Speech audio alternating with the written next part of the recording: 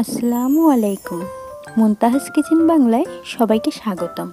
আমি ফারহানা ইসলাম আবার একটি নতুন রেসিপি নিয়ে আপনাদের সামনে হাজির হয়েছি। আজকে আমরা দেখাবো বাটাবাটি ঝামেলা ছাড়াই শুটকির ভর্তা রেসিপি। ভিডিওটি দেখার আগে আমার চ্যানেলকে লাইক এবং সাবস্ক্রাইব করতে ভুলবেন না। তাহলে চলুন ভিডিওটি শুরু করা যাক। শুটকির ভর্তা বানানোর জন্য এখানে আমি 4টি বড় সাইজের বাঁশপাতা শুটকি নিয়েছি। আর এখানে নিয়ে নিলাম একটি বড় সাইজের রসুন, একটি বড় সাইজের পেঁয়াজ, আর আমার লাগছে লবণ, গুঁড়ো মরিচ আর পরিমাণ মতো হলুদ। এবার ভর্তা বানানোর জন্য আমি একটি চুলাতে কড়াই বসিয়ে দিলাম। তার মধ্যে দিয়ে দিলাম 2 টেবিল চামচ সয়াবিন তেল। তেলটি গরম হয়ে যাওয়া পর্যন্ত অপেক্ষা করব।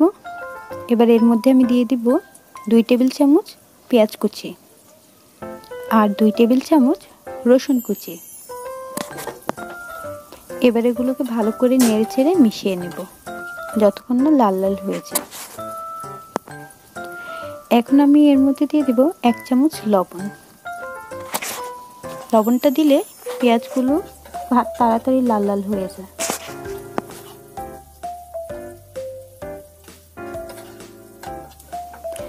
আমার পেঁয়াজগুলো এখন কিছুটা লাল হয়ে এসেছে।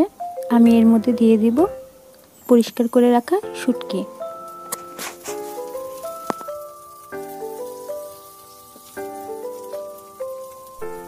এবার এগুলোকে আরো কিছুক্ষণ নেড়েচেড়ে লাল লাল করে নেব। শুটকির মধ্যে থাকা কাঁটাগুলোকে আলতোভাবে নেড়েচেড়ে বের করে নেব। একটি আমি বের করেছি, দেখুন আরেকটি বের করছি। আলতোভাবে শুটকিগুলোকে নেড়েচেড়ে উপরের শুটকিগুলো সরিয়ে আপনি মাঝখানের কাঁটাটি বের করে নিয়ে নেবেন। দেখুন আমার কাঁটাটি একদমই ভাঙেনি, একদম আনাম কাঁটাটা আমি নিয়ে আসলাম। এই যে দেখুন সুন্দরভাবে কাঁটাটি বেরিয়ে এসেছে। এবার আমি 4টি কাঁটাই বের করে নেব। এবার আমার পেঁয়াজগুলো একদম লাল লাল হয়ে এসেছে। এর মধ্যে আমি দিয়ে দেবো কিছুটা পরিমাণ পানি। পানিটা না দিলে আপনার শুটকিটা পুড়ে যাওয়ার সম্ভাবনা থাকে, তাই আগে পানি দিয়ে নেবেন। এবার এর মধ্যে আমি দিয়ে দেব 2 টেবিল চামচ মরিচের গুঁড়ো আর দিয়ে দেব 1 টেবিল চামচ হলুদের গুঁড়ো। এবার আমি এগুলোকে ভালোভাবে মিশিয়ে নেব।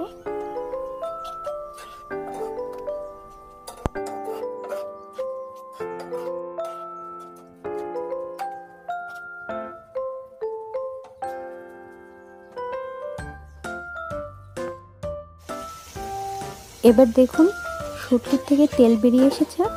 যখন এরকম পর্যায়ে চলে আসবে তখন ভালো করে নাড়াচাড়া দিয়ে শুটকিটিকে মিশিয়ে নিতে হবে।